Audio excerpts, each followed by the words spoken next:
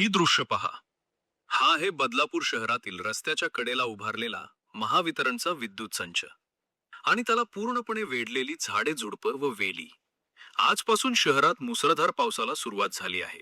अशा परिस्थितीत विद्युत संचांभोवती वाढलेली झाडे झुडपं आणि वेली मोठ्या दुर्घटनेला निमंत्रण देत असल्याची भीती नागरिक व्यक्त करत आहेत. दरवर्षी मान्सूनपूर्व तयारीचे दावे केले जातात. ट्री कटिंग केल्याचं सांगितले जाते.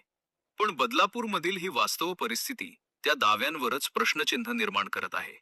जर या झाडांमुळे शॉर्ट सर्किट झाले, विद्युत खांबात वीज प्रवाह उतरला किंवा एखादा निष्पाप नागरिक अथवा मुक्या प्राण्याचा जीव गेला, तर त्याची जबाबदारी महावितरण घेणार आहे का?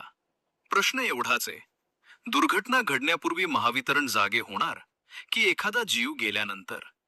बदलापूर शहरातील धोकादायक ठिकाणांची तातडीनं पाहणी करून झाडे झुडपं हटवावीत अशी नागरिकांची मागणी आहे.